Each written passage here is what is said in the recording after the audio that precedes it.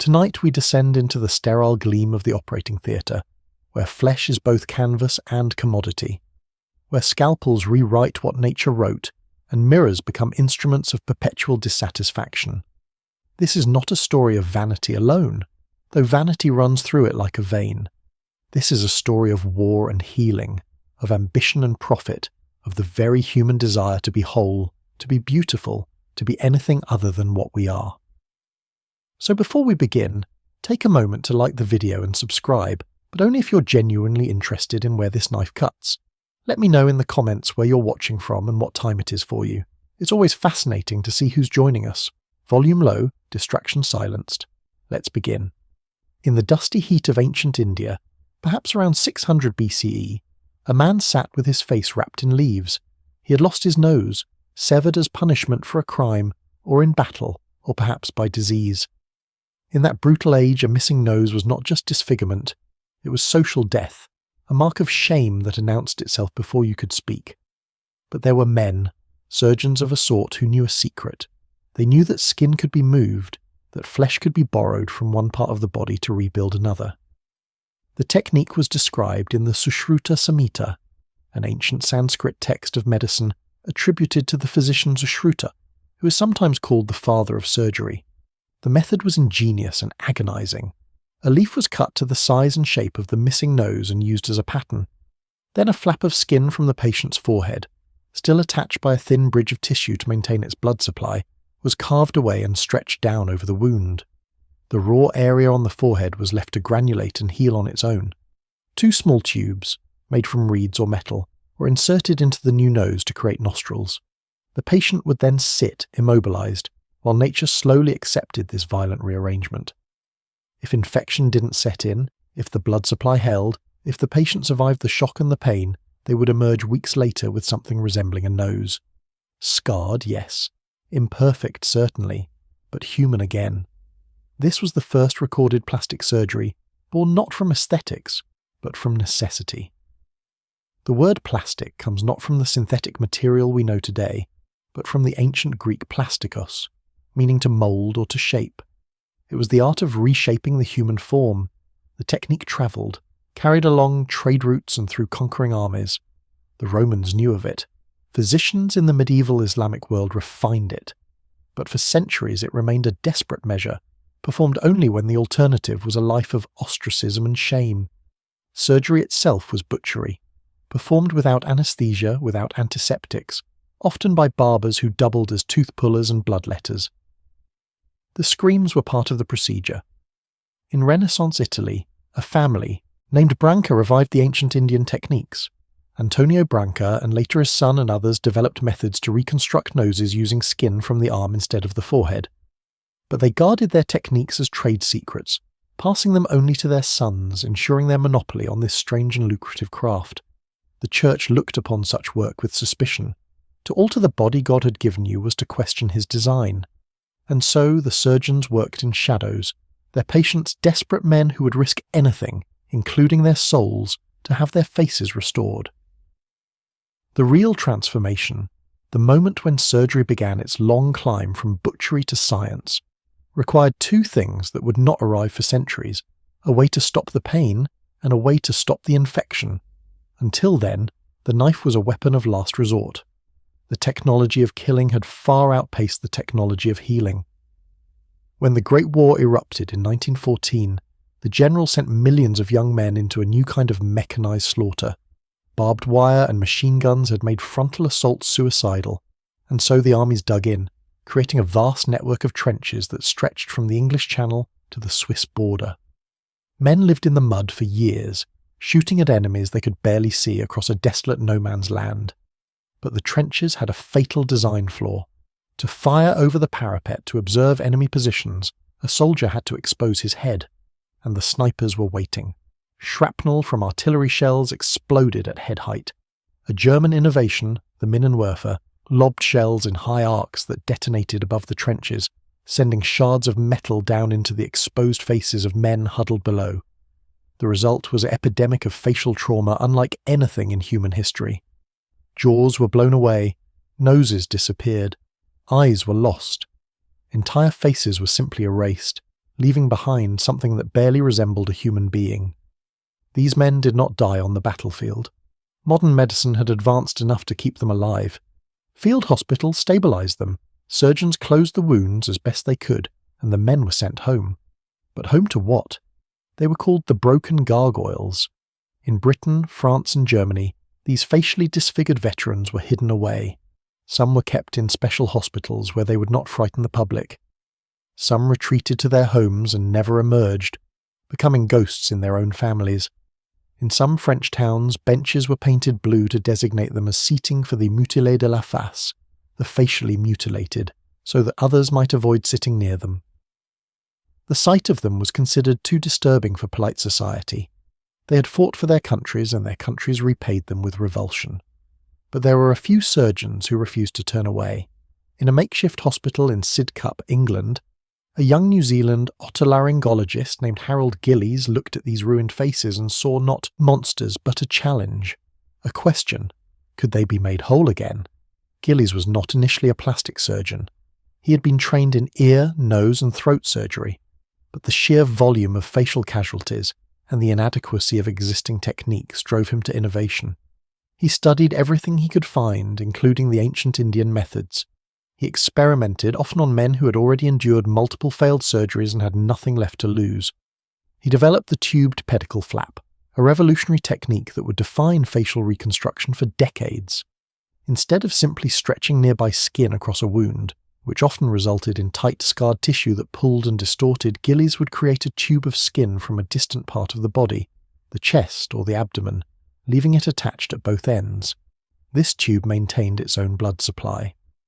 Over weeks or months, one end of the tube would be detached and swung to the face, where it was attached to the area needing reconstruction. The other end would remain attached to the donor site. Once the new attachment had developed its own blood supply, the other end could be cut and the process repeated, walking the tube of living tissue across the body until it reached its destination. It was slow. It required multiple surgeries, sometimes 20 or 30 operations over several years. Patients lived with these bizarre tubes of flesh dangling from their bodies for months. But it worked. The tissue arrived with its own blood supply intact, healthy and pliable. Gillies and his team could use it to build noses, reconstruct jaws, and create new eyelids. His hospital at Sidcup became a city unto itself. At its peak, it housed over 1,000 patients. It had its own farms, workshops, and entertainment halls. Gillies understood that repairing a face was not just a surgical problem. It was a psychological one. He created an environment where these men could live, recover, and slowly adjust to their new faces without the horrified stares of the outside world. He hired artists and sculptors to help design prosthetics for those whose injuries were too severe even for his techniques. Masks of painted metal and fabric that could give a man the illusion of a face, enough to go out in public without causing panic. Gillies performed over 11,000 operations during and after the war. He transformed surgery from a brutal cutting art into something approaching a science. He wrote detailed case studies, developed standardized techniques, and trained a generation of surgeons. The war had created the demand and provided an endless supply of subjects. From that crucible of suffering, modern plastic surgery was born. But Gillies saw something else too. He saw that the same techniques used to rebuild a shattered face could be used to alter a normal one. He saw that the knife, once consecrated to healing, could be turned to other purposes. He saw the future, and it was not just in the military, hospitals. It was in the private clinics and consulting rooms of the peacetime world, where people with intact faces would pay handsomely to have them changed. The soldiers went home, the hospitals closed. The world tried to forget, but the surgeons did not forget. They had learned too much. They had become artists of flesh, and they had discovered that there was a vast, untapped market for their skills. Not among the wounded, but among the worried, the self-conscious, the aging, the ambitious, those who looked in the mirror and did not like what they saw. In the years between the wars, plastic surgery quietly migrated from the battlefield to the boudoir. The first cosmetic surgeons were often the same men who had patched together the faces of veterans. They applied their knowledge in new ways. If you could rebuild a nose destroyed by shrapnel, you could certainly reshape one that was merely considered too large, too hooked, too ethnic. If you could reconstruct an eyelid torn away by an explosion, You could tighten sagging skin around the eyes of a middle-aged woman who wanted to look younger. The demand came first from actors and actresses. In the silent film era of the 1920s, the close-up was king. A face projected 30 feet high could hide nothing. Every flaw was magnified. Careers could be made or destroyed by the shape of a nose, the line of a jaw, the first hint of a wrinkle. Studios began to discreetly suggest that their stars visit certain doctors. These early procedures were crude by modern standards, often leaving visible scars. But in the forgiving grain of black and white film, they could be hidden with makeup and lighting. One of the pioneers of cosmetic surgery in America was a man named John Orlando Rowe, an otolaryngologist from Rochester, New York. In the 1880s, long before the World War, he had begun performing rhinoplasties, nose jobs, on patients who complained that their noses were causing them psychological distress. He approached it as a medical problem. He believed that a misshapen nose could lead to melancholia and social dysfunction, conditions that could be cured with surgery. He published his techniques in medical journals, arguing for the legitimacy of operating on a healthy body part purely for psychological benefit. It was a radical idea. Surgery was meant to treat disease or injury, not unhappiness. But Rowe's arguments found fertile ground. As the 20th century progressed, the idea that one's appearance was a form of social capital, something that could and should be optimized, began to take hold. Beauty was no longer just a blessing bestowed by nature or a fleeting quality of youth. It could be purchased, it could be engineered. The techniques expanded. In the 1910s, German surgeon Erich Lexer performed some of the first successful fat grafting procedures, taking fat from one part of the body and injecting it into the face to smooth wrinkles and fill hollow areas. In Paris, surgeon Suzanne Noel became one of the first women to specialize in aesthetic surgery. She performed facelifts, eyelid lifts, and rhinoplasties on wealthy clients, often other women, in the privacy of her clinic. She understood the discretion required. Her patients did not want the world to know they had been surgically altered. They wanted to appear naturally beautiful, untouched by time or the surgeon's knife. The facelift, or ritidectomy, evolved from crude skin-tightening procedures to more sophisticated operations. Early facelifts simply pulled the skin tight and cut away the excess, like stretching a canvas. The results were often mask-like, with a perpetually startled expression. But surgeons learned. They began to work on the deeper layers, tightening the underlying muscles and fascia, creating more natural and longer-lasting results. World War II brought another wave of innovation. Once again, young men returned home with shattered faces, and the surgeons went back to work. But this time, there was less stigma. The techniques developed by Gillies and his students were now standardized. New surgeons, like Sir Archibald Macindoe in Britain, who specialized in treating burned airmen, pushed the boundaries even further. Macindoe created the Guinea Pig Club, a fraternity of sorts for his patients, who endured dozens of surgeries. He pioneered treatments for severe burns and contracture scars. His work was crucial not just medically but socially. He advocated for his patients, encouraged them to go out in public, and fought to change societal attitudes toward disfigurement. When the war ended in 1945, the infrastructure was in place. The techniques were refined. The surgeons were trained, and America, victorious and prosperous, was ready to embrace a new vision of itself. A vision in which youth, beauty, and perfection were not gifts from God, but products that could be bought. The age of cosmetic surgery as a mainstream phenomenon was about to begin. Post-war America was a nation transformed. It had emerged from the Great Depression and the global conflict as the undisputed superpower. The economy was booming, the suburbs were expanding, and a new medium was about to invade every living room in the country: television. The culture of celebrity, which had been confined largely to movie theatres and fan magazines, was about to become omnipresent. In Hollywood, beauty was currency. It had always been, but now the stakes were even higher. The stars of the silver screen were no longer distant gods glimpsed in darkened theatres. They were in your home, on your TV, in vivid close-up.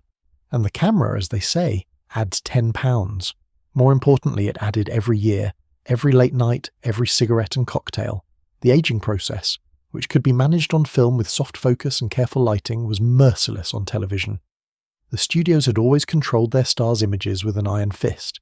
They dictated diets, exercise regimens, fashion choices. Now, they added plastic surgery to the list. It was done quietly, of course. A starlet would take a month off for exhaustion and return looking mysteriously refreshed. An actor's deviated septum would be corrected, and coincidentally his nose would now have a more aquiline leading man profile. Surgeons who catered to the film industry became wealthy and famous in their own right. Dr. Maxwell Maltz, who had started his career reconstructing faces of burn victims and children with cleft palates, moved to New York and began operating on actors and socialites. He became fascinated by the psychological effects of his work. Many of his patients experienced dramatic personality changes after their surgeries. A woman who'd had a large nose reduced might become more outgoing and confident, but disturbingly, some patients whose objective appearance improved dramatically still saw themselves as ugly. They remained unhappy no matter how successful the surgery. Maltz began to realize that the real problem was often not in the mirror but in the mind. This led him to write Psycho-Cybernetics in 1960, a groundbreaking self-help book that explored the relationship between self-image and success. But the lesson, that sometimes the problem wasn't the face but the person's perception of it, was largely lost in the rush to surgically perfect every perceived flaw. The 1950s saw the development of new procedures and the refinement of old ones. The chemical peel using acids to burn away the top layers of skin and reveal fresher skin beneath became popular. Dermabrasion, literally sanding the face, was used to treat acne scars and wrinkles, and there was an explosion of interest in breast surgery. The breast, particularly in America, had become an obsession. Surgeons in Europe and Asia had been performing breast reductions for decades, helping women whose large breasts caused back pain, skin irritation, and social difficulty. But in America, the focus was on augmentation.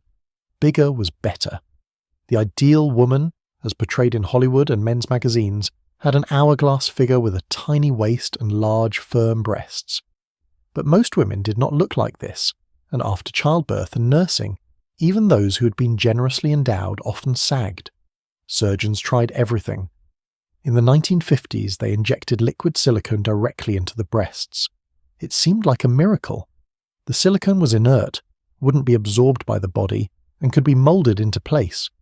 But the results were catastrophic. The silicone migrated through the tissue, forming hard lumps and granulomas. It traveled to the lungs and other organs.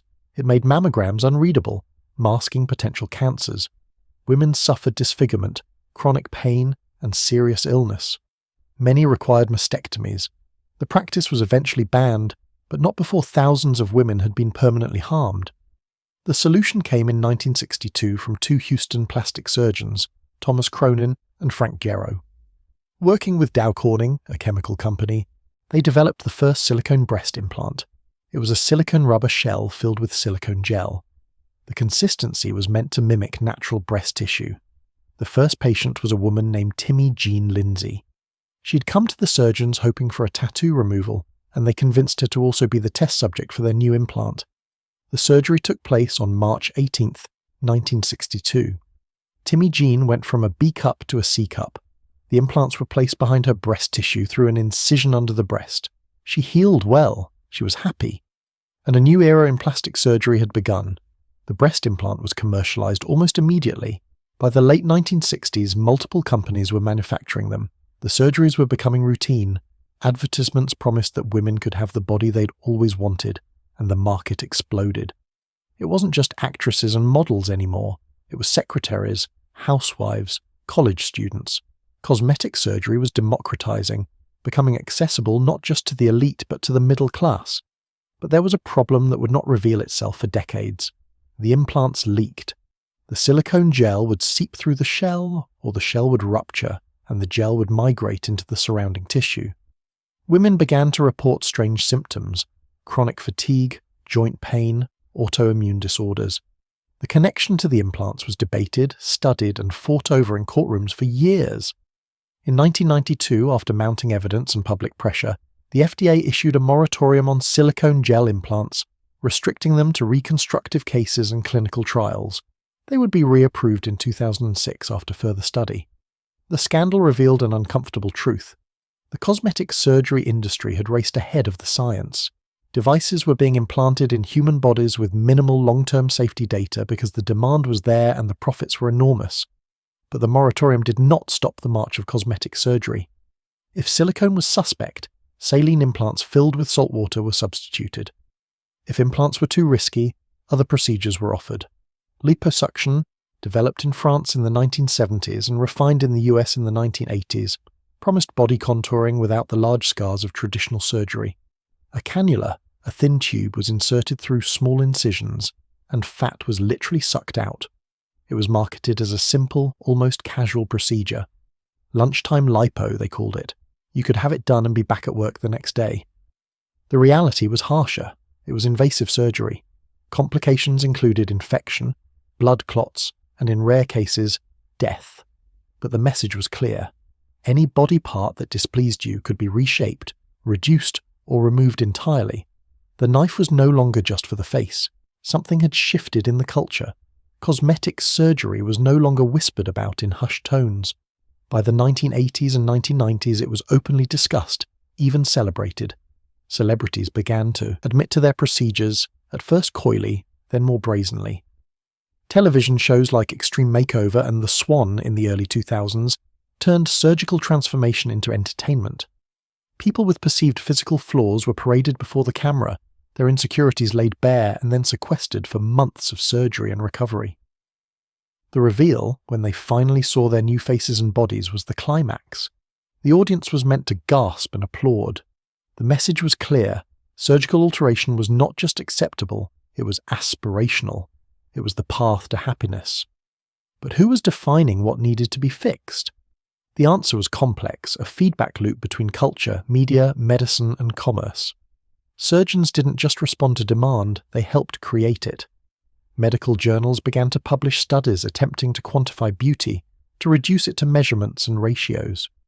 The golden ratio, an ancient Greek concept of aesthetic proportion, was applied to the human face. Surgeons would measure the distance between a patient's eyes, the length of their nose, the width of their mouth, and compare it to these idealized proportions.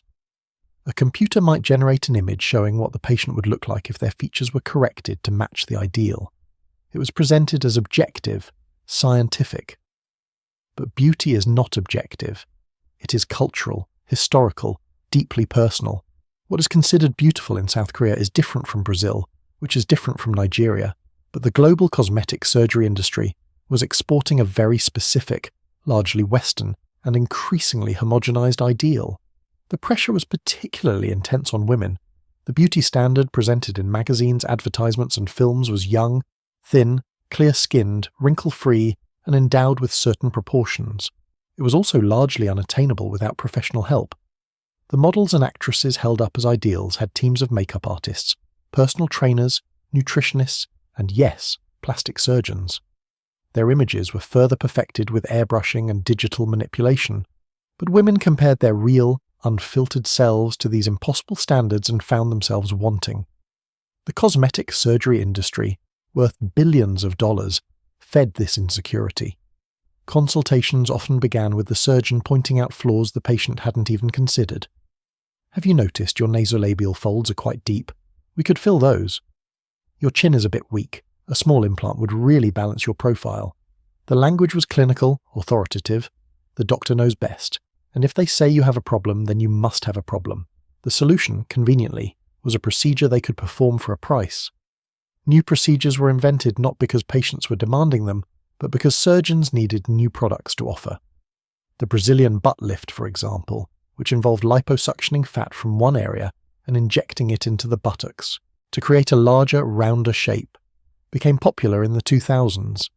It was inspired by the beauty standards of Latin American cultures, which valued a curvier silhouette. But it was also extraordinarily dangerous. The fat had to be injected carefully into the subcutaneous layer. If it entered the bloodstream or deeper muscle, it could cause a fat embolism, blocking blood flow to the lungs or brain.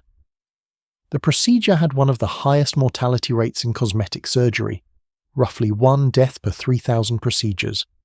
Yet it remained popular, driven by social media images of the ideal body. And then there was the face. The obsession with youth, with erasing every sign of aging, led to an ever-expanding menu of procedures. Botox, A purified form of botulinum toxin, one of the most deadly substances known to man, was approved for cosmetic use in 2002. Injected in tiny amounts into facial muscles, it paralyzed them, preventing the formation of wrinkles. It became the most common cosmetic procedure in the world, performed millions of times a year. It was fast, relatively cheap, and required no recovery time. The downside was that it was temporary, lasting only 3 to 4 months, and it often left faces frozen and expressionless. A generation of actresses found themselves unable to fully convey emotion, their faces stiff and mask-like. But the wrinkles were gone, and that was what mattered.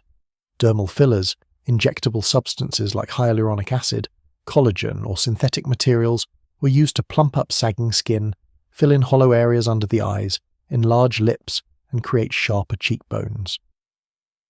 The Instagram face emerged: plump lips, high cheekbones, a snatched waist, an exaggerated hourglass figure. It was a look that existed more in filtered photographs than in reality, but people tried to achieve it through surgery and injectables. Faces began to look strangely similar, as if they were all converging on a single digital ideal. The psychological toll was mounting. Studies began to show that cosmetic surgery patients had higher rates of depression, anxiety, and body dysmorphic disorder, BDD, than the general population. BDD is a mental condition where a person becomes obsessed with a perceived flaw in their appearance, a flaw that's often minor or non-existent to others. For people with BDD, cosmetic surgery is never the solution. They get one procedure, but the obsession shifts to a different feature. They get that fixed, and another flaw appears. They enter a cycle of endless surgical correction, chasing a perfection that exists only in their distorted self-perception. Ethical surgeons learn to screen for BDD and refuse to operate on these patients. But not all surgeons were ethical, and not all patients were honest about their mental health history. The industry was largely self-regulating, and the incentive structure was clear. More surgery meant more profit. As cosmetic surgery became more popular, it also became more expensive, particularly in the United States, where a facelift could cost $20,000, a breast augmentation $10,000, and a full mommy makeover, combining multiple procedures, could run over $30,000. These costs were rarely covered by insurance, which classified them as elective and cosmetic. For many people, the procedures were simply out of reach. But the world was globalizing, and where there is demand and a price differential, a market will emerge. Enter medical tourism. Countries with lower labor costs, less stringent regulations, and ambitious healthcare sectors began to aggressively market themselves as destinations for cosmetic surgery. Thailand, Brazil, Mexico, Turkey, South Korea. These nations built entire industries around attracting foreign patients. They offered the same procedures at a fraction of the cost. A facelift in Thailand might cost $5,000 instead of $20,000. A Brazilian butt lift in Mexico might be $4,000 instead of $12,000. The packages included not just the surgery but also accommodation in recovery hotels, ground transportation, even sightseeing tours. It was sold as a vacation with a surgical upgrade. For some, it worked out well. They received competent care, healed without complications, and returned home happy with their new appearance and the money they'd saved. But for many others, it was a nightmare. The regulatory environment in these countries was often lax. A clinic could call itself a hospital, with minimal oversight. Surgeons could claim board certification from organizations that had minimal standards. The operating rooms might not meet the sterile conditions required for safe surgery. Anesthesia might be administered by technicians with inadequate training rather than licensed anesthesiologists. The horror stories began to accumulate. A British woman travelling to Turkey for a tummy tuck died on the operating table from an anesthesia error. An American woman who went to Mexico for a Brazilian butt lift developed a massive infection and lost both legs to sepsis. A South Korean clinic performing jaw reduction surgery, a popular procedure in Asia to create a more V-shaped face, severed a patient's facial nerve, leaving her permanently paralyzed on one side of her face. These were not isolated incidents. They were systemic failures, the predictable result of an industry that prioritized profit over safety. The most dangerous aspect of medical tourism was the follow-up care, or lack thereof. Cosmetic surgery is not a one-time event. It requires careful post-operative monitoring. Complications can arise days or even weeks after the procedure. infections, blood clots, implant ruptures, tissue necrosis. If a patient is back home, thousands of miles away from the surgeon who operated on them, getting appropriate care becomes difficult. Local doctors are often reluctant to treat complications from surgeries performed elsewhere, particularly if the techniques used were unfamiliar or if the original surgery was botched. Medical malpractice. Lawsuits across international borders are complex and often impossible to pursue. The patient is left holding the bag, sometimes literally scarred for life. Certain procedures became particularly associated with medical tourism. The Brazilian butt lift was popular in Colombia, which had perfected the technique and offered it cheaply. But Colombian clinics were, by the mid-2010s, reporting alarming complication and death rates. A 2017 survey found that BBL had a mortality rate of approximately 1 in 3,000, far higher than any other cosmetic procedure. The deaths were usually from fat embolisms. Fat injected too deeply would enter the bloodstream and travel to the lungs or heart, causing sudden death. In response, medical societies issued warnings and revised guidelines, but the clinics in Cali and Bogotá, catering to a largely foreign clientele, continued to advertise cheap BBLs, often performed by surgeons with questionable training. Turkey became the global capital of hair transplants, offering procedures for a fraction of Western prices. Thousands of men from Europe and the Middle East would fly to Istanbul for a long weekend, have thousands of hair grafts transplanted and fly home. It became so common there was a nickname for them, hair tourists. But the industry was rife with unscrupulous operators. Patients reported botched procedures, unnatural-looking hairlines, infections, and permanent scarring. Legitimate Turkish surgeons decried the fly-by-night clinics that were damaging the country's reputation, but the regulatory response was slow. South Korea developed an entire district in Seoul, Gangnam, dedicated to cosmetic surgery. It had the highest per capita rate of cosmetic procedures in the world. The Korean beauty ideal, small face, large eyes, high nose bridge, pale skin, was pursued with surgical precision. Double eyelid surgery, to create a crease in the eyelid that many East Asians naturally lack, was so common it was often given as a high school graduation gift. Jaw reduction surgery, which involved sawing and reshaping the jawbone, was performed thousands of times a year despite the risk of nerve damage and complications.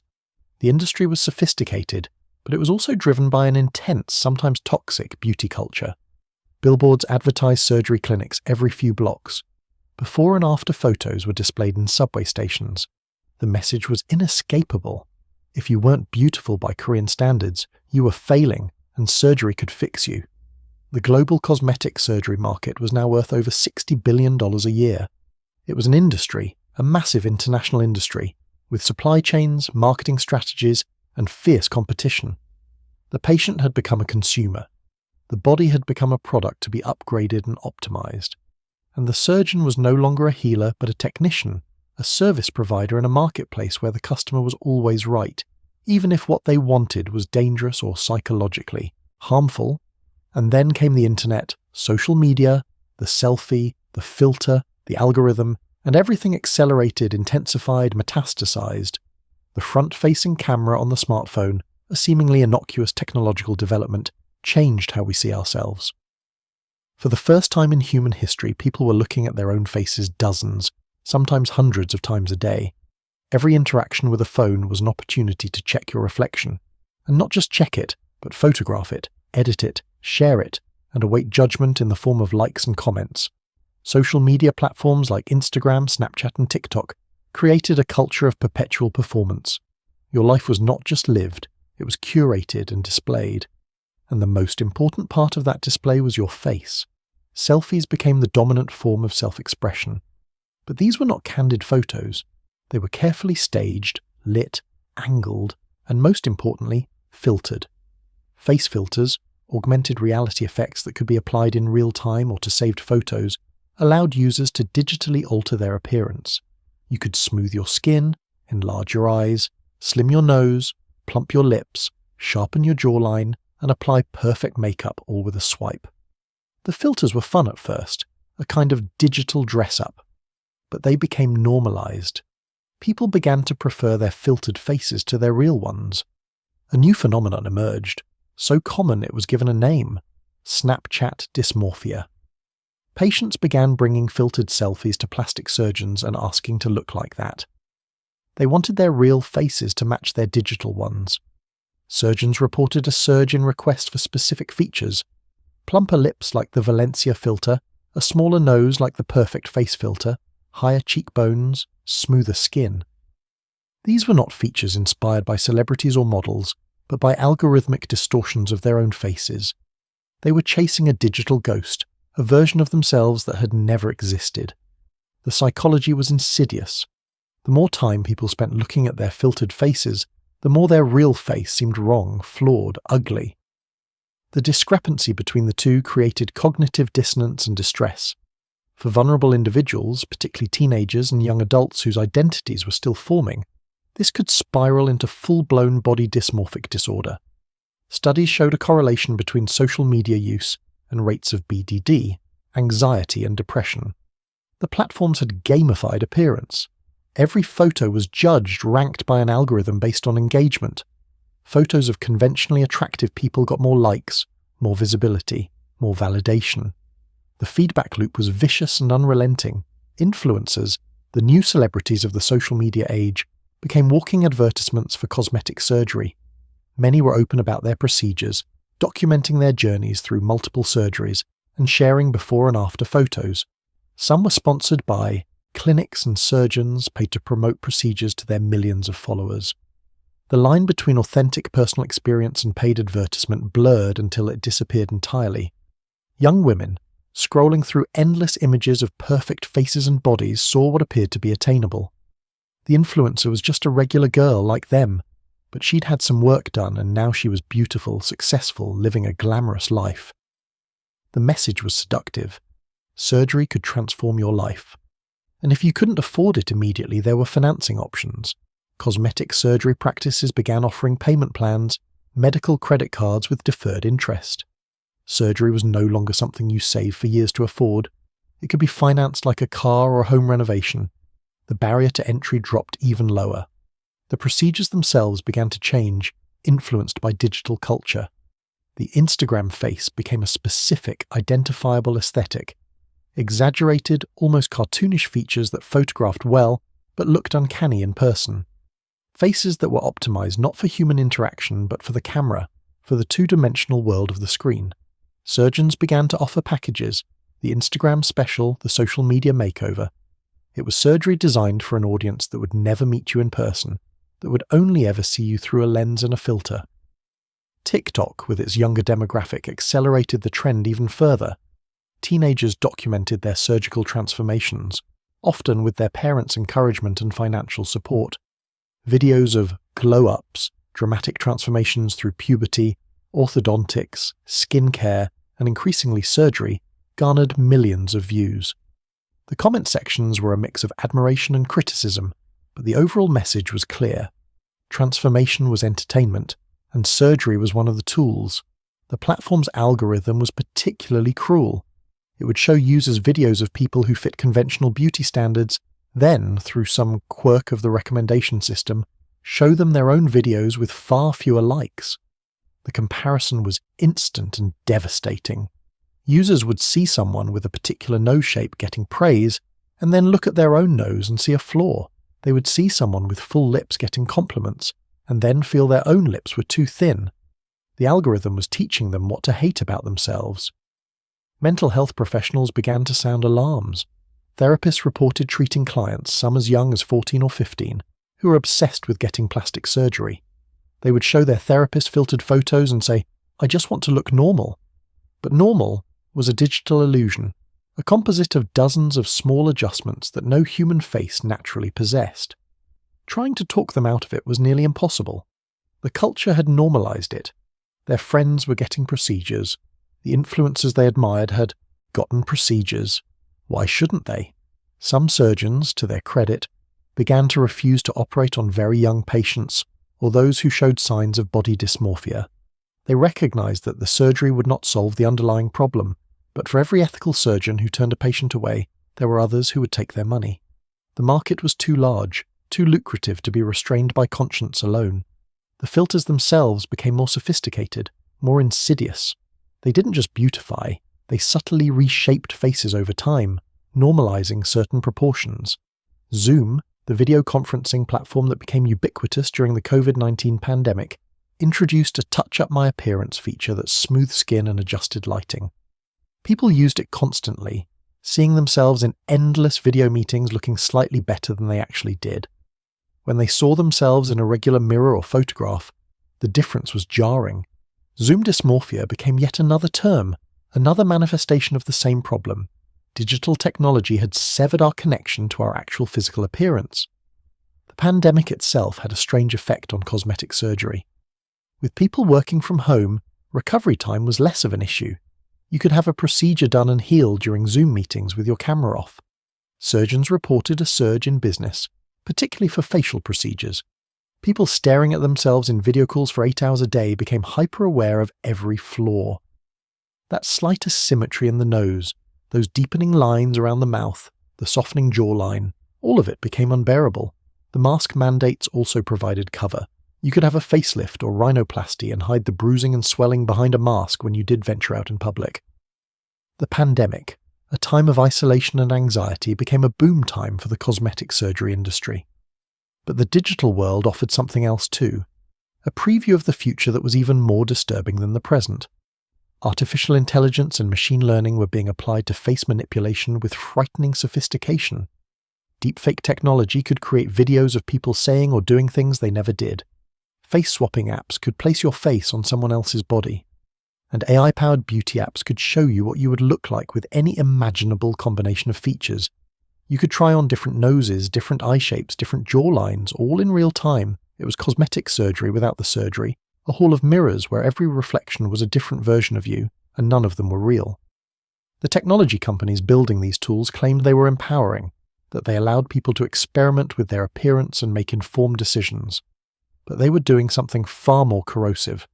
They were teaching people that their actual face, the one they were born with, the one shaped by their genetics and their life experience, was just a starting point, a rough draft, a bug to be fixed rather than a feature to be accepted. The self was no longer something to be discovered or accepted, but something to be engineered, optimized, and constantly upgraded. The mirror had cracked, and looking into it no longer showed you who you were. It showed you who you weren't, who you could never be, and who the algorithm thought you should become. The operating theatre is a sterile place, cold and bright, designed to be a sanctuary of control and precision. But behind the closed doors, away from the carefully curated Instagram posts and the before and after photos in glossy brochures, there was a darker reality that the industry rarely discussed. People were dying. Not often, but regularly enough that the pattern was unmistakable. Cosmetic surgery, even when performed competently, was still surgery. It carried all the inherent risks, complications from anesthesia, blood clots, infections, hemorrhage. But elective cosmetic surgery carried an additional layer of risk because it was unnecessary. These were healthy people, subjecting themselves to invasive procedures purely for aesthetic reasons. Every death was not a tragedy of disease or accident, but a tragedy of choice, a life traded for the promise of beauty. The Brazilian butt lift, which had become one of the most requested procedures in the 2010s, also became the deadliest. The procedure's mortality rate, as studies eventually confirmed, was approximately 1 death per 3,000 operations. That might sound small, but it was astronomically high for elective surgery. For comparison, the risk of death from a cosmetic breast augmentation was about 1 in 100,000. The BBL was 40 times more dangerous. The reason was anatomical. The buttocks are rich in large blood vessels. When fat is injected too deeply, below the muscle layer, it can enter these vessels and travel to the lungs or heart, causing a fat embolism. Death can occur within minutes, often before the patient even leaves the operating room. In 2018, the medical community took notice after a task force studied deaths related to the procedure. They found that many surgeons were not adequately trained, that they were injecting fat into the wrong anatomical plane, and that patients were not being properly informed of the risks. New guidelines were issued, but the procedure remained popular and the deaths continued.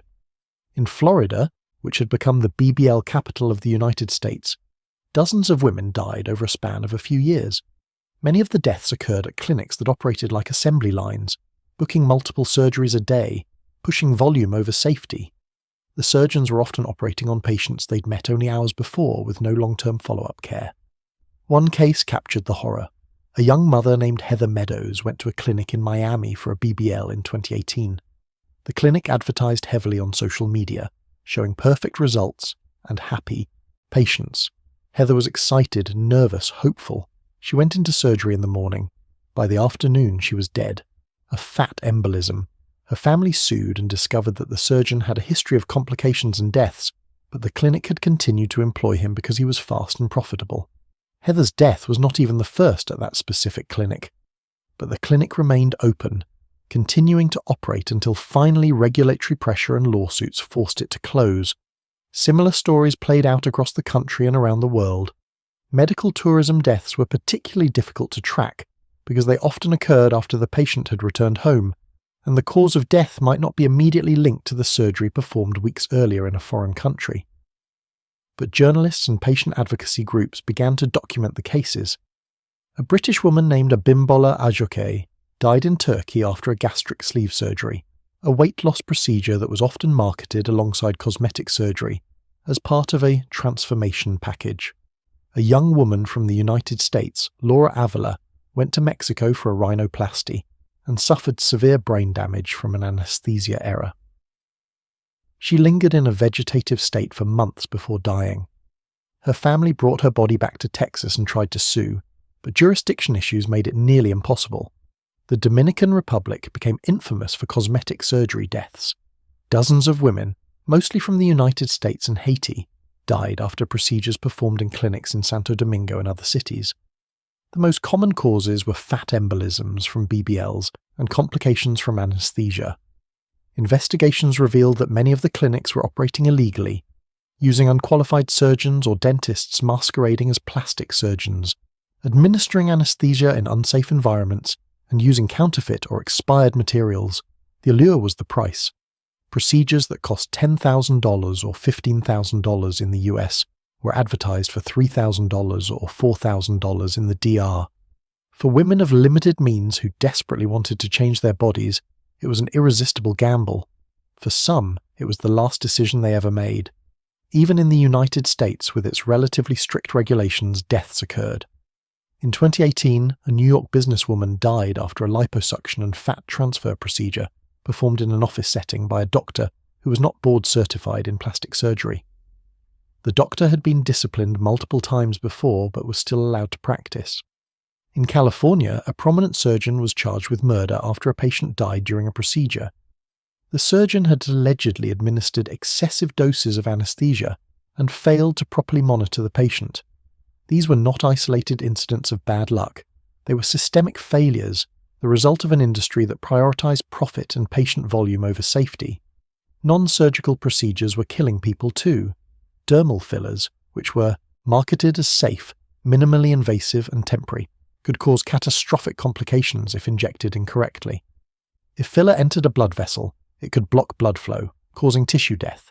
If it blocked a vessel supplying the eye, it could cause sudden blindness. If it traveled to the brain, it could cause a stroke. These were rare complications, but they happened. And because fillers could be administered by almost anyone, doctors, nurses, estheticians, even people with no medical training in states with lax regulations, the risk was higher than it should have been. In the United Kingdom, a mother of two named Leah Cambridge died in 2018 after receiving gluteal injections at a clinic. The substance injected was not specified clearly, but she suffered a cardiac arrest and died. It emerged that the practitioner administering the injection was not a licensed physician. In South Korea, a woman died after a botched liposuction procedure. In Brazil, in Thailand, in Mexico, the headlines kept coming. The global tally was impossible to calculate precisely because many countries did not track cosmetic surgery deaths as a separate category, and many deaths occurred outside of hospitals in private clinics that were not required to report them.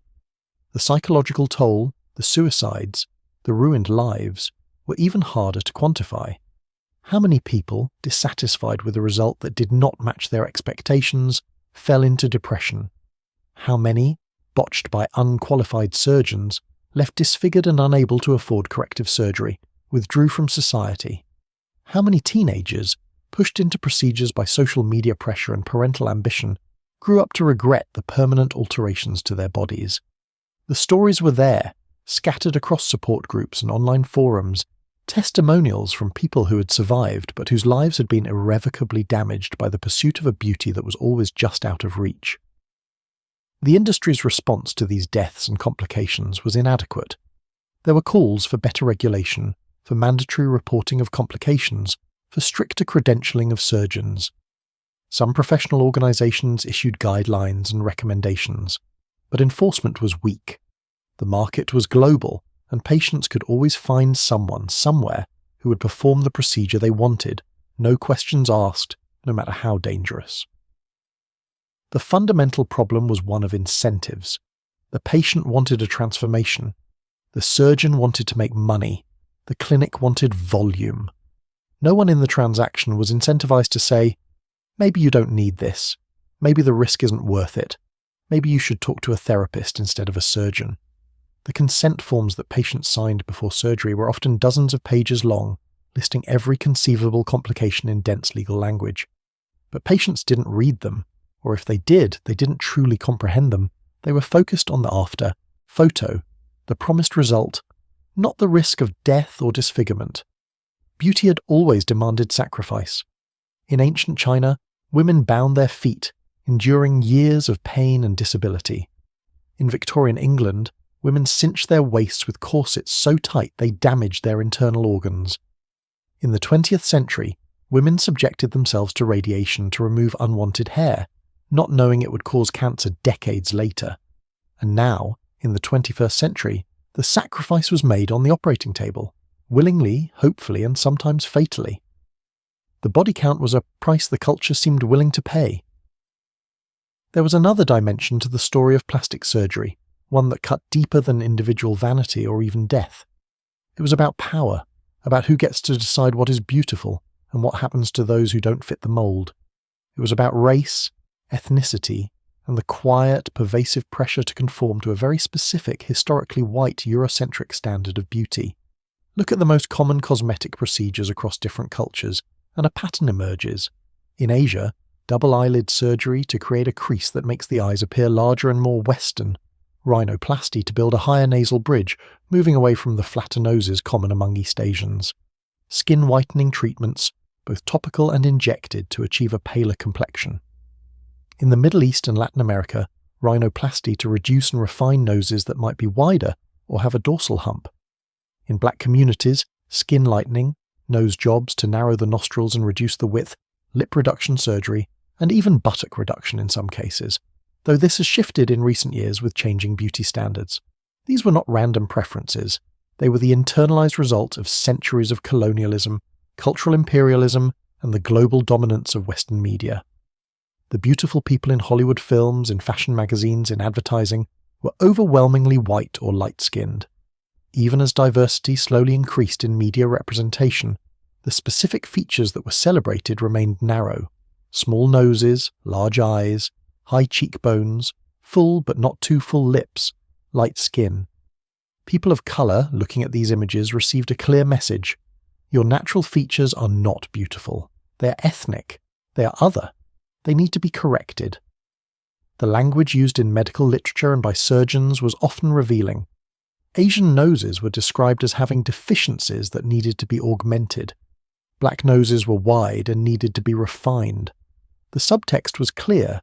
Deviation from the Caucasian norm was a problem to be solved. Cosmetic surgery was not just offering enhancement, it was offering assimilation. In South Korea, the pressure was particularly intense. The country had undergone rapid modernization and westernization in the late 20th century. Its booming entertainment industry, K-pop and K-dramas, exported a specific aesthetic: pale skin, large eyes with double eyelids, a small V-shaped face, a high nose bridge. Achieving this look often required surgery. By some estimates, up to a third of South Korean women in their 20s had undergone some form of cosmetic procedure. The most common was double eyelid surgery, or blepharoplasty. The natural epicanthal fold, the fold of skin that covers the inner corner of the eye and is common among East Asians, was seen as a flaw. Surgery removed it. creating a more open eye that was considered more beautiful, more modern, more Western. The debate over whether this was purely cultural or had racial undertones was fierce. Defenders argued that beauty standards were evolving independently in Korea, that the desired features were simply the current fashion, no different from preferences for certain hairstyles or clothing. Critics pointed out that the specific features being pursued were those associated with white Europeans, and that the transformation of a distinctly Asian appearance into a more westernized one could not be separated from Korea's history of colonization and cultural influence from Japan and the United States. In India, skin lightening was a multi-billion-dollar industry. Fairness creams, promising to make users several shades lighter, were advertised relentlessly, often with the explicit or implicit message that lighter skin would lead to better marriage prospects, better jobs, more social acceptance. The caste system, which had historically correlated darker skin with lower caste status, and centuries of British colonial rule, which had elevated whiteness, had created a deep-seated colorism that persisted despite legal and social progress. Wealthy Indians sought out dermatologists for glutathione injections, a treatment that could lighten skin from the inside out. The desire to be fair, to be light, was so powerful it overrode concerns about side effects or the fundamental injustice of a beauty standard that devalued the majority of the population. In African American communities in the United States, the history was even more fraught. For decades, black features, wide noses, full lips, kinky hair, dark skin had been denigrated, mocked, used as justification for discrimination and violence. In response, some black women and men sought to alter these features through surgery, rhinoplasty to narrow the nose, lip reduction, skin bleaching. But this was not a simple story of internalized racism.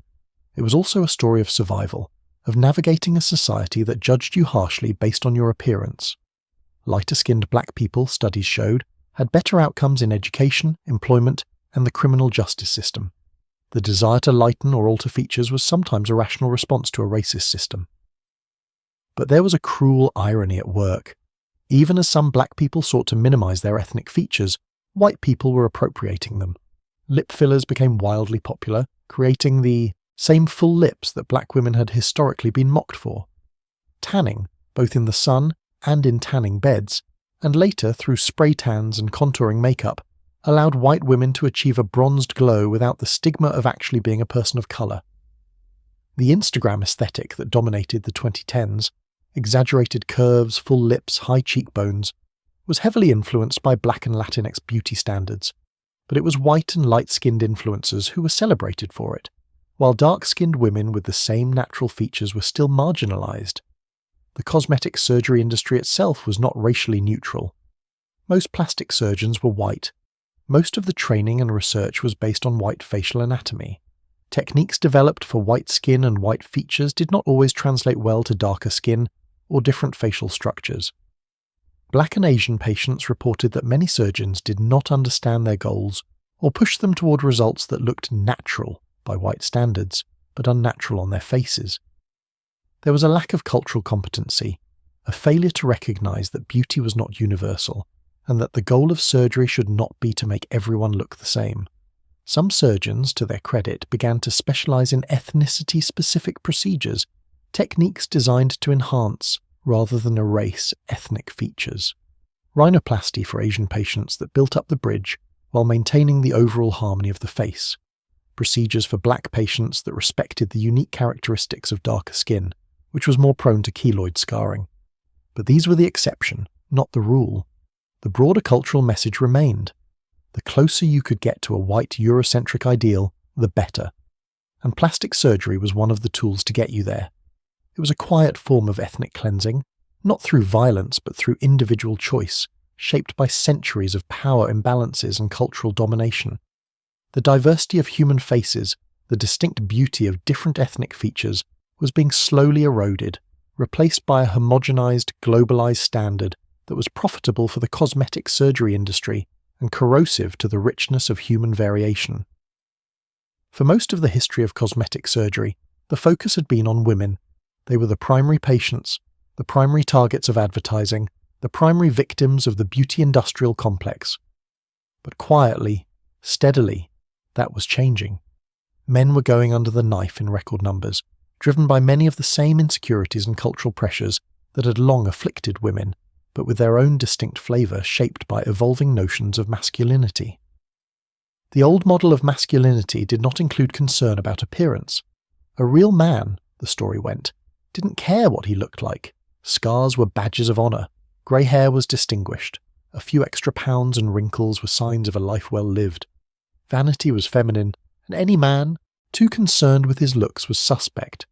But this model was crumbling, eroded by the same forces reshaping femininity: media saturation, social media, the cult of youth, and the relentless message that your value was tied to your appearance. By the 2010s, men accounted for about 15 to 20% of cosmetic surgery patients in the United States, and the numbers were growing. The procedures they sought were different, tailored to masculine ideals. The most common surgical procedure for men was rhinoplasty, often to create a stronger, more defined nose. Eyelid surgery was popular too, to reduce bags and sagging skin that made men look tired or older. Chin and jaw implants to create a more chiseled, square jawline, a feature associated with strength and dominance. Pectoral implants for men whose chest muscles wouldn't develop despite hours in the gym. Calf implants, even penile enhancement surgery, though this remained more taboo and less openly discussed. Gynecomastia surgery, the reduction of male breast tissue, was one of the fastest growing procedures. The condition, colloquially called man boobs, could be caused by hormones, weight gain, or genetics. For many men it was a source of deep shame, limiting their willingness to take off their shirt, swim, or be intimate. The surgery removed the excess glandular tissue and fat, flattening the chest. For men who'd lived for years with the condition, the psychological relief was profound. Liposuction and fat transfer were also popular among men, particularly to define abs. The six-pack, the holy grail of male fitness, was extraordinarily difficult to achieve and even harder to maintain. It required not just exercise, but extremely low body fat percentages that were, for most men, unsustainable. But a surgeon could use liposuction to remove fat from the abdomen and then use etching techniques to create the definition of abs. It was cosmetic surgery as sculpting, literally carving an idealized male form from ordinary flesh. Hair restoration was perhaps the biggest segment of male cosmetic procedures. Male pattern baldness affected the majority of men to some degree, and for many it was a source of anxiety and diminished self-esteem. The solutions ranged from medications like finasteride and minoxidil to surgical hair transplants. The surgery had improved dramatically since the days of obvious hair plugs. Modern follicular unit extraction, FUE, involved removing individual hair follicles from the back of the scalp and implanting them in the balding areas. The results could be natural-looking, but the process was tedious, expensive, and sometimes required multiple sessions. Still, for men whose sense of self was tied to a full head of hair, it was worth it. The rise of male cosmetic surgery was tied to several cultural shifts. The fitness industry had exploded, creating an ideal male body that was muscular, lean, and sculpted, a look that was nearly impossible to achieve naturally without performance-enhancing drugs or increasingly cosmetic help. Superhero movies and action films presented male bodies that were CGI-enhanced or achieved through months of brutal training with professional coaches, nutritionists, and medical supervision. But average men compared themselves to these images and felt inadequate. Online dating created a hyper-competitive marketplace for male attention. A man's dating profile was judged within seconds based almost entirely on photos. Height, hairline, jawline, physique, all of it was assessed instantly. Men who didn't meet certain standards found themselves ignored, swiping endlessly with no matches. Some turned to surgery as a solution, trying to optimize their appearance to compete in this brutal digital arena. The manosphere, online communities of men discussing masculinity, dating, and self-improvement, also played a role. Some corners of this world, particularly incel, involuntary celibate communities, became obsessed with lookism, the idea that physical appearance, particularly facial structure, determined a man's success in life and relationships. They used terms like Chad to describe men with ideal features and incel for themselves, men they believed were doomed by their genetics. Some of these men turned to plastic surgery, undergoing extreme procedures like jaw surgery or multiple rhinoplasties in an attempt to ascend the looks hierarchy. Jaw surgery, orthognathic surgery, became particularly popular among young men in these communities. The procedure, originally developed to correct functional problems like misaligned jaws that caused difficulty eating or speaking, was being performed for purely aesthetic reasons. It involved breaking the jaw bones and repositioning them to create a more prominent masculine jawline. The surgery was invasive, requiring months of recovery, and carried risks including nerve damage, infection, and complications from anesthesia. But for men convinced that their weak chin or recessed jaw was the source of all their problems, it was seen as necessary.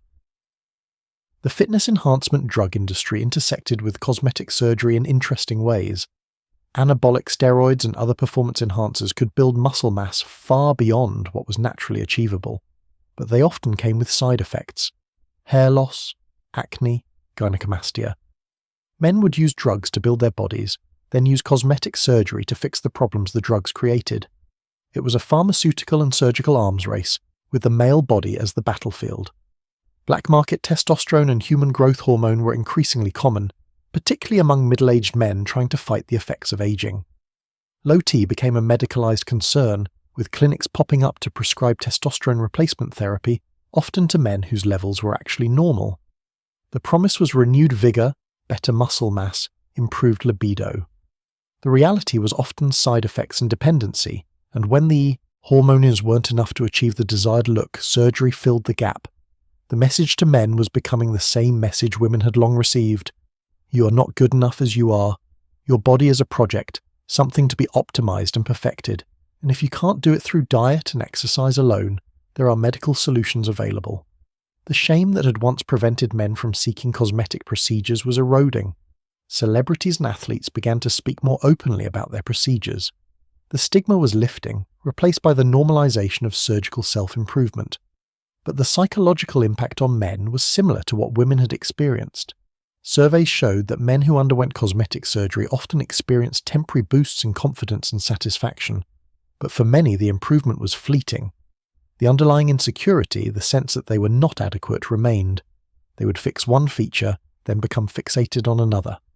The surgery was not the solution to their problem because their problem was not really about their appearance.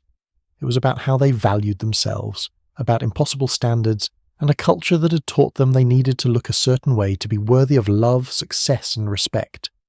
Masculinity, like femininity, was being reshaped by the knife, and the surgeons, having saturated the female market, were more than happy to welcome their new clientele. Not every story had a happy ending, not every patient walked away satisfied. In fact, a significant minority walked away with regret, dissatisfaction, or outright horror at what had been done to their bodies, and once the surgery was done, it could rarely be fully undone. Cosmetic surgery is marketed as reversible, as minor, as low risk. But the reality is more complicated. Some procedures, like Botox or fillers, are temporary. They wear off in months, but others are permanent. You cannot unbreak a jawbone. You cannot restore a surgically removed rib. You cannot put back tissue that has been liposuctioned away. Even implants, which can theoretically be removed, leave behind scarring and changes to the tissue that can never be fully erased. The regret often set in slowly. In the immediate aftermath of surgery, patients were still swollen, bruised, and in pain. They were told to wait, that it would take months for the final result to become apparent, for the swelling to subside and the tissues to settle. So they waited, looking in the mirror each day, trying to see if they were happy. For some, as the healing progressed, satisfaction emerged. They looked in the mirror and saw what they'd hoped to see. The procedure had worked. But for others, as the swelling went down and the real result became clear, a creeping horror set in. Maybe the nose was too small now, pinched and unnatural. Maybe the breasts were too large, or placed too high, or didn't match. Maybe the face looked frozen, expressionless, uncanny. Maybe the liposuction had left. The skin lumpy and irregular. Maybe the facelift had pulled too tight, creating a windswept look. Maybe the lips were now grotesquely large, the cheeks too puffy, the jawline too sharp. And maybe, worst of all, they looked in the mirror and no longer recognized themselves. This was identity distortion, a psychological phenomenon where surgery so altered a person's appearance that they felt disconnected from their own reflection. The face or body in the mirror was not them. It was someone else, a stranger wearing their name. This was particularly common in patients who had undergone multiple procedures in a short time, or who had made dramatic changes to key features like the nose or eyes. The brain's internal representation of the self, built over a lifetime, couldn't keep pace with the sudden physical changes. The result was a profound, destabilizing sense of loss.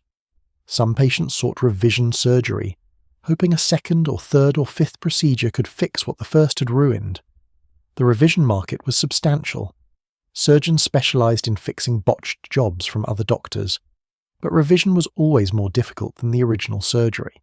Scar tissue made the work harder, the anatomy had been altered, and sometimes there was simply no way to restore what had been lost.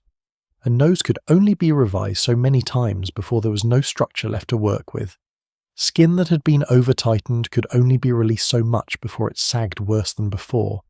The financial cost of endless revisions was crushing. Insurance didn't cover cosmetic procedures or their complications in most cases. Patients who had spent their savings on an initial procedure found themselves in debt, taking out loans or maxing out credit cards to pay for repairs. And all the while, they were living with a face or body that was a constant source of distress. The psychological cost was even higher. Depression, anxiety, and suicidal ideation were common among patients with severe surgical regret or complications. Support groups formed online where people shared their stories, posted their photos, and sought advice and comfort from others who had been through similar experiences. The tone of these groups was often one of grief and anger. Grief for the face or body they had lost, anger at the surgeon who had promised them beauty and delivered disfigurement, anger at themselves for having made the decision in the first place. Lawsuits were difficult. Proving malpractice required showing that the surgeon had deviated from the accepted standard of care, not just that the patient was unhappy with the result. Cosmetic surgery was considered an art as much as a science, and outcomes varied. Consent forms warned of every possible complication. Many cases were settled out of court with non-disclosure agreements, so the extent of the problem remained hidden. Bad surgeons continued to practice, moving from state to state or country to country, leaving a trail of damaged patients behind them. There were high-profile cases that briefly captured public attention. Jocelyn Wildenstein, the socialite who became known as Catwoman due to her extreme facial surgeries, was held up as a cautionary tale. Her face, pulled and altered so many times it barely looked human, became a tabloid fixture, a symbol of surgical excess. But the mockery and horror directed at her rarely extended to the surgeons who had performed the procedures or the culture that had driven her to such extremes. Reality television both helped and hurt. Shows that documented surgical disasters and their repairs brought attention to the problem, but also normalized the idea of endless surgical intervention. The patient wasn't told to accept themselves or seek therapy. They were told to find a better surgeon, to try again. The solution to bad surgery was always more surgery. Some patients became activists, sharing their stories publicly to warn others. They posted graphic photos of their complications, their botched results, their revision surgeries. They named their surgeons, though this sometimes resulted in legal threats and harassment. They wanted to save someone else from making the same mistake they had. But their warnings were often drowned out by the endless stream of perfectly curated before and after photos, the success stories, the influencers showing off their results. The bodies left behind, the ones that didn't heal well, that were scarred and disfigured and broken, were not part of the industry's marketing. They were hidden, dismissed as rare exceptions, blamed on the patient's own biology or unrealistic expectations. But they existed, thousands upon thousands of them, living reminders that the promise of beauty through surgery came with a cost that not everyone was willing or able to pay. And for some, the regret went even deeper than dissatisfaction with the result. It was existential regret. They looked back at their younger selves, the faces they'd had before the first surgery, and mourned. They'd been fine. They'd been themselves. But they'd been convinced they weren't good enough, that they needed to change, and now they could never go back. The innocence, the acceptance of self was gone, replaced by a permanent alteration that they now saw as a mistake. They'd traded their authentic face for a surgical approximation of beauty, and in doing so they'd lost something irreplaceable, themselves. As the 21st century progressed, plastic surgery pushed into territories that had once been considered either too marginal or too controversial to pursue aggressively. These were the final frontiers: gender confirmation surgery for transgender individuals, cosmetic procedures on children and teenagers, and the pursuit of surgical immortality through increasingly extreme anti-aging interventions. Gender confirmation surgery, sometimes called sex reassignment surgery or gender-affirming surgery, was not new. Procedures to alter genitalia and secondary sex characteristics had been performed since the early 20th century, with the most famous early case being Christine Jorgensen, an American trans woman who underwent surgery in Denmark in the 1950s. But for decades, these surgeries existed on the margins of medicine, performed by a handful of specialists, often requiring patients to jump through extensive psychological evaluations and gatekeeping. By the 2010s, this was changing. The transgender rights movement had gained significant momentum. Medical organizations increasingly recognized gender dysphoria as a legitimate condition and transition as an appropriate treatment.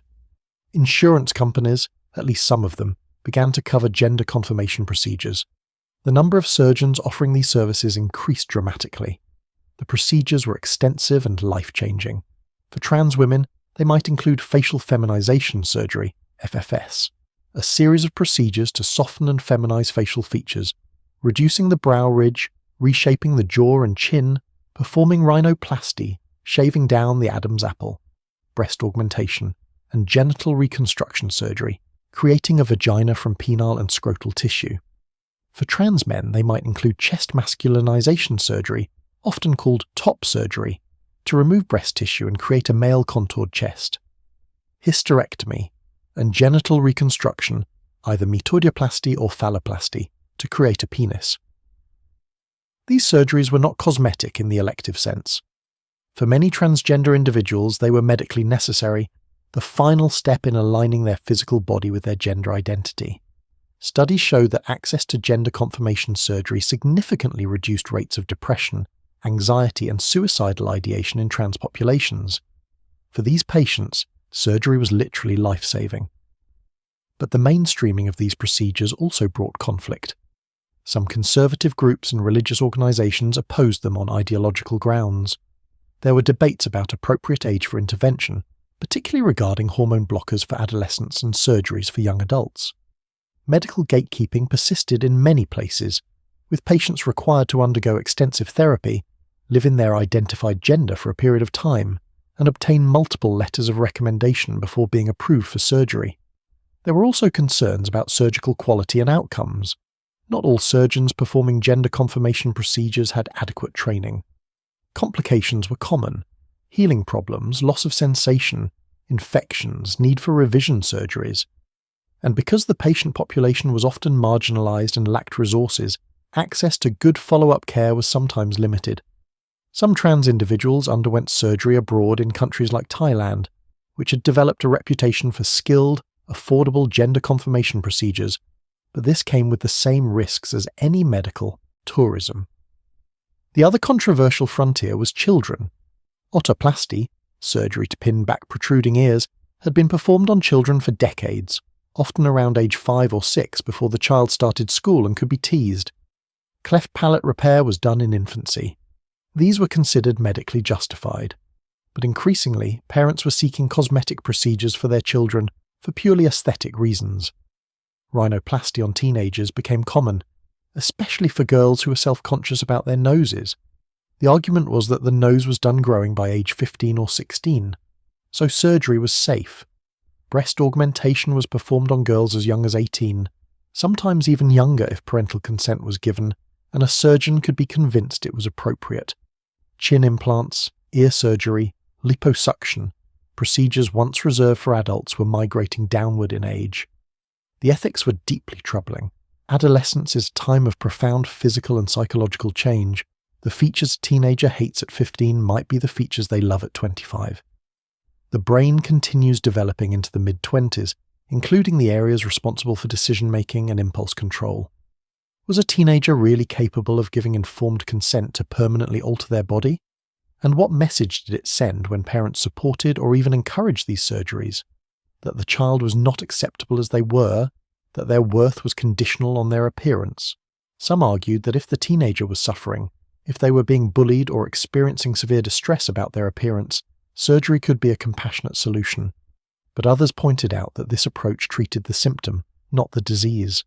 The problem was not the teenager's nose. It was a culture that taught children to hate themselves, and a bullying epidemic that was allowed to continue unchecked. Surgery was a band-aid on a gaping wound. There were horror stories. A teenager in the UK died during a breast augmentation surgery. Another suffered permanent nerve damage from a botched rhinoplasty. And the psychological impact of early surgical intervention was unknown. How would these young people feel about their altered bodies as adults? Would they regret having made such a permanent decision so young? The data simply didn't exist because the trend was too new. The final frontier was perhaps the darkest, the pursuit of immortality through increasingly extreme anti-aging procedures. The wealthy, particularly in tech hubs like Silicon Valley, had become obsessed with biohacking and life extension. Some of this was relatively benign: specialized diets, supplements, exercise regimens, hormone optimization. But some of it crossed into experimental territory. Young blood transfusions, where older individuals received plasma from young donors, briefly became a trend, despite a lack of scientific evidence for any benefit. Stem cell treatments, some legitimate and some quackery, were marketed as ways to rejuvenate aging tissues. Gene therapy, still in its infancy, was touted as a potential fountain of youth, and plastic surgery was part of the arsenal. The wealthiest patients were undergoing procedures every few months, maintaining their appearance through constant intervention. Facelifts were performed preventatively, before significant aging even occurred, to lock in a youthful appearance. Threads, tiny barbed sutures inserted under the skin to lift and tighten, offered a less invasive alternative that could be repeated regularly. Fat grafting, taking fat from one area and injecting it into the face to restore youthful volume, was done repeatedly as the grafted fat was partially reabsorbed. The goal was no longer to look good for your age, it was to not age at all, to freeze yourself at 35 or 40 and maintain that appearance indefinitely. It was a war against time itself, fought with scalpels and injectables and an unlimited budget. But time, unlike other enemies, could not be defeated. It could only be held at bay temporarily, and the cost of that battle grew steeper with each passing year. Some patients underwent experimental procedures in other countries: thymus gland transplants to boost the immune system, ovarian tissue transplants to delay menopause, even fecal transplants from young donors to alter the gut microbiome. The line between plastic surgery, regenerative medicine, and pseudoscience blurred completely. The result was a class of ultra-wealthy individuals who looked increasingly uncanny, their faces and bodies preserved through relentless intervention into something that resembled youth, but wasn't quite human. They had bought themselves a few extra years of appearance, but at what cost? They had become prisoners of their own regimen, unable to stop for fear of what would happen if they did. The mask would slip, the facade would crumble, time would come rushing back to collect its debt all at once. And for what? So they could look at themselves in the mirror and pretend they were still young. So they could delude themselves that they had escaped the one fate that awaits every living thing. It was the ultimate expression of narcissism and denial, and it was being enabled by an industry that had no incentive to say no, to say enough, to say that perhaps the pursuit of eternal youth was not just futile but pathological. By the early 2020s, a backlash was beginning to simmer. It started quietly, in the same spaces where the obsession had taken root: social media. Influencers who had been open about their procedures began to share regrets. Some documented the removal of their implants or fillers, showing their natural faces and bodies, and talking about the relief of no longer chasing an impossible standard. The term Instagram face became pejorative, a criticism of the homogenized, over-filtered, over-surgerized look that had dominated the platform. Celebrities began to speak out about the pressure they'd felt to alter, their appearance and the toll it had taken. Some admitted they'd gone too far and were now trying to reverse or minimize their procedures. The pendulum was swinging, at least in some circles, back toward natural beauty, or at least a more subtle approach. The body positivity and body neutrality movements gained traction, particularly among younger generations. These movements pushed back against the constant scrutiny and judgment of bodies, arguing that bodies did not need to be perfect or even beautiful. They just needed to be functional, to be yours. The focus shifted from appearance to health, from aesthetics to acceptance. It was a direct challenge to the core message of the cosmetic surgery industry, that you need to change. Medical organizations began to take the problems more seriously. The American Society of Plastic Surgeons issued updated guidelines on patient selection, emphasizing the importance of psychological screening and informed consent. They acknowledged the rise of body dysmorphic disorder and the need for surgeons to recognize when a patient's request for surgery was driven by mental illness rather than a genuine aesthetic concern. Some surgeons began to refuse certain patients or procedures, prioritizing ethics over profit. Regulatory bodies, slow to act as always, started to catch up. In the European Union, regulations on medical devices including breast implants and dermal fillers were tightened. Manufacturers were required to provide more safety data. In the United States, the FDA increased scrutiny on injectable fillers after a series of complications and deaths. Some state medical boards began to crack down on unqualified practitioners performing cosmetic procedures, particularly non-surgical injections that had been a largely unregulated Wild West. The rise of tweakments, subtle cosmetic enhancements rather than dramatic surgeries, was presented as a healthier approach. Small amounts of Botox, carefully placed filler, a light laser treatment, interventions that enhanced rather than transformed. It was marketed as self-care, a way to look well-rested rather than surgically altered. Whether this was genuinely better or simply a more insidious form of the same pressure was debatable.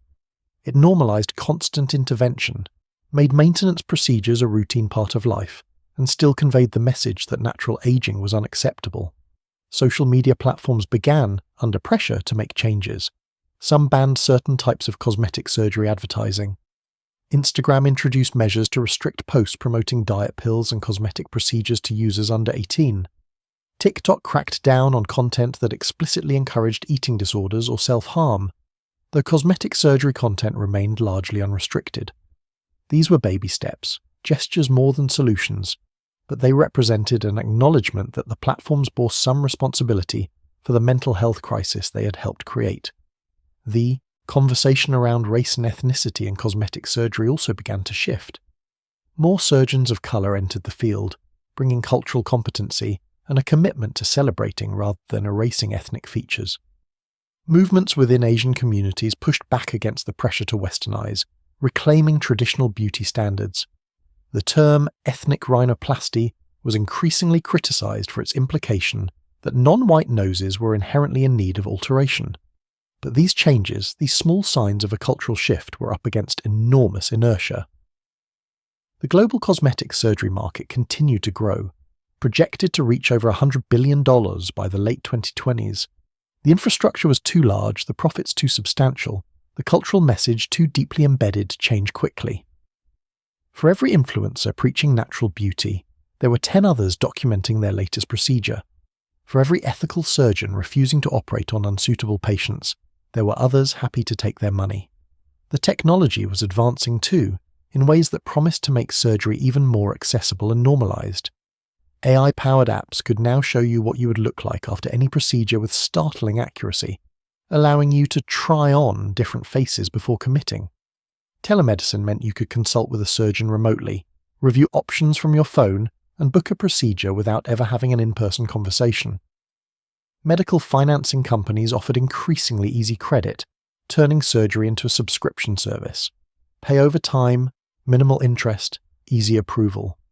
New procedures were constantly being developed. The ponytail lift, a facelift designed specifically for the younger demographic who wanted to maintain an ability to wear high ponytails without visible scars. Lunchtime procedures that promised significant results with minimal downtime, allowing people to fit surgery into their busy schedules. Non-invasive body contouring using cold, heat, or electromagnetic energy to destroy fat cells without surgery, marketed as the ultimate shortcut. And the frontier of genetic engineering loomed on the horizon. CRISPR and other gene editing technologies promised the ability to alter not just bodies, but the genes that shaped them. Designer babies with selected features, the elimination of genetic tendencies toward baldness, weight gain, or less conventionally attractive features. It was plastic surgery before birth, the ultimate expression of the desire to control and perfect human appearance. The ethical implications were staggering, but the technology was advancing regardless. the future appeared to hold two possibilities. In one, the cultural shift would deepen. People would reject the tyranny of perfect appearance. Mental health would be prioritized. Diversity of bodies and faces would be celebrated. Cosmetic surgery would remain available for those who truly needed or wanted it, but it would lose its grip on the collective psyche. Aging would be accepted as natural. Beauty would be detached from youth. Self-worth would come from something other than the mirror. In the other future, the trend would accelerate. Cosmetic procedures would become ubiquitous, expected, a routine part of modern life. Children would be surgically altered to optimize their features before entering school. Adults would undergo constant maintenance, with procedures as common and unremarkable as dental cleanings. The diversity of human appearance would narrow as everyone chased the same algorithmically determined ideal. To refuse surgery would mark you as poor, backward, or willfully ugly. The natural human face would become extinct, a relic of a primitive past before we learned to perfect ourselves. Which future would arrive depended not on the technology or the industry, but on us, on whether we could collectively decide that we were enough, that our faces, our bodies, in all their glorious imperfection and diversity did not need to be fixed. It depended on whether we could look in the mirror and see not a project, not a problem, not a before photo waiting for an after, but simply ourselves. Flawed, mortal, aging, beautiful in our humanity. The knife was in our hands. The question was whether we would finally put it down, and so we arrive at the end, standing in a world transformed by a century of cutting, stitching, filling, and reshaping. The legacy of plastic surgery is written not in medical textbooks, but in millions of altered faces, in the collective psychology of cultures that no longer know what natural beauty looks like, and in the bodies of those who paid the ultimate price for the promise of perfection. Look first at what has been gained. The reconstructive work, the healing work, remains genuinely miraculous. The child born with a cleft palate who can now speak and eat normally, the burn victim given a new face, the cancer patient whose breast has been reconstructed after mastectomy, the trans individual whose body finally matches their identity. These are not vanity projects. These are lives restored, suffering alleviated, humans made whole. This is surgery at its best, its most noble. And for this work we owe the pioneering surgeons, the ones who saw suffering and sought to relieve it, a profound debt of gratitude. But the cosmetic side, the elective side, the side that has consumed billions of dollars and millions of procedures, has left a more complicated legacy. It has normalized the idea that our bodies are never good enough, that natural aging is a disease to be cured, that ethnic features are flaws to be corrected, that happiness can be purchased with a scalpel. It has created an entire generation that looks at itself through the lens of surgery, that sees flaws where others see faces, that cannot pass a mirror without assessing what could be improved. The economic toll is staggering. The average American woman will spend hundreds of thousands of dollars on beauty products, treatments, and procedures over her lifetime. Money that could have built wealth, funded education, secured retirement. Instead, it flows into an industry that profits from insecurity, that creates the very problems it claims to solve. The environmental cost is rarely discussed but substantial. Medical waste from surgical procedures, the manufacturing of implants and injectables, the energy consumption of surgical centers and hospitals. Millions of silicone implants eventually removed or ruptured, disposed of in landfills. The carbon footprint of medical tourism, jet-setting patients flying around the world for cheaper procedures. It is another hidden cost, externalized to the planet and future generations. The human cost defies calculation. How do you count the teenage girl who kills herself because she cannot afford the surgery she believes will make her acceptable? The mother who dies on an operating table during an elective procedure, leaving children behind? The woman driven to bankruptcy pursuing endless revisions to fix a botched surgery? The man who can no longer recognize himself in the mirror? The generations taught to hate their natural faces before they even reached adolescence? There are the less dramatic but no less real casualties. The people walking around with chronic pain from complications, with loss of sensation, with bodies that no longer quite work right because the surgery disrupted normal anatomy. The relationships destroyed when a partner's transformation left them feeling they were living with a stranger. The careers built on appearance that collapsed when the surgery went wrong or when age could no longer be held at bay despite desperate surgical intervention. And there is the cultural cost, perhaps the hardest to quantify. We are losing our faces. The diversity of human appearance, shaped by geography, ethnicity, genetics, and the beautiful randomness of nature, is being replaced by a narrower, homogenized ideal. Walk through certain neighborhoods in Seoul, or Miami, or Los Angeles, and you will see faces that look strangely similar, as if stamped from the same template.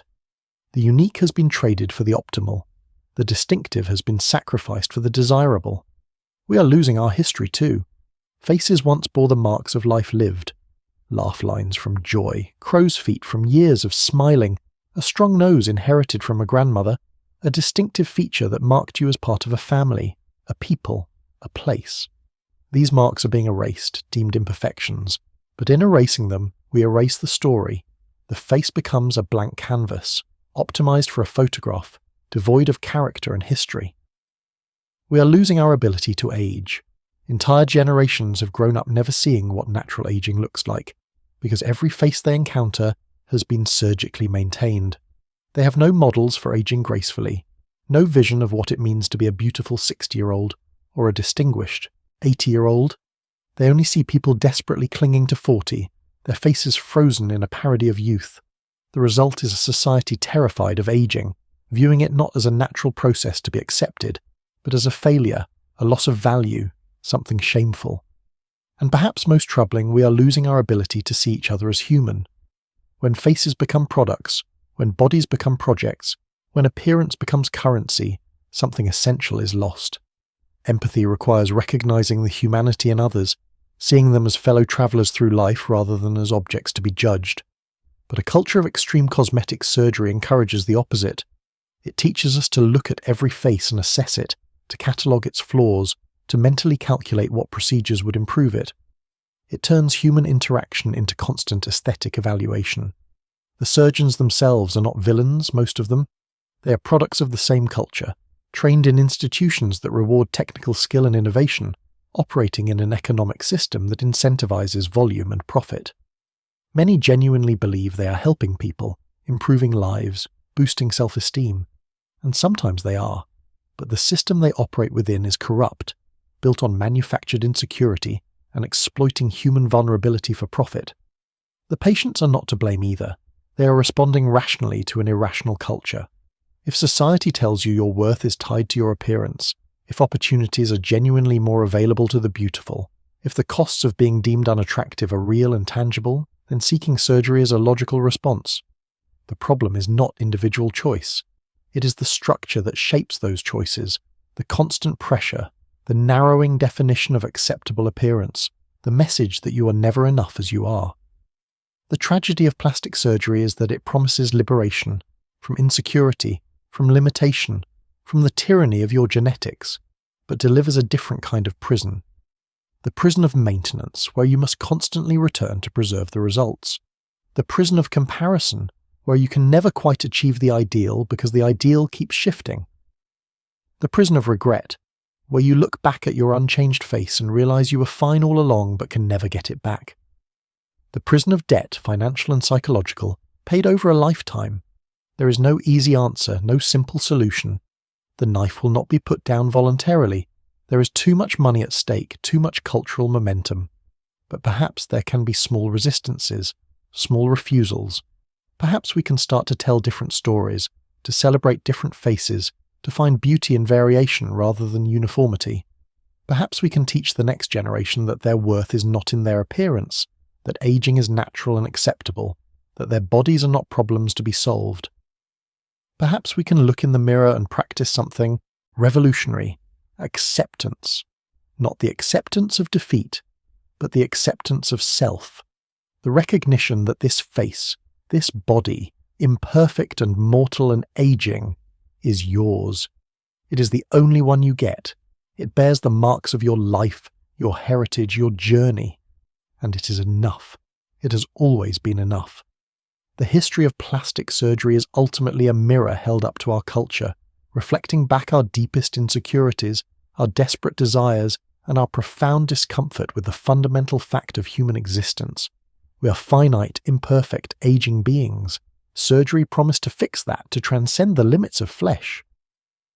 But flesh cannot be transcended. It can only be cut and scarred and shaped and ultimately laid to rest. The powder that corrupted dynasties was cocaine, but we have our own powder, our own white ghost, the powder used to smooth the skin, the titanium white of the surgical light, the pale dust of crushed beauty standards that settles over everything, coating the mirror until we can no longer see clearly what lies beneath. We set out to conquer nature, to improve upon the design, to become the sculptors of our own flesh.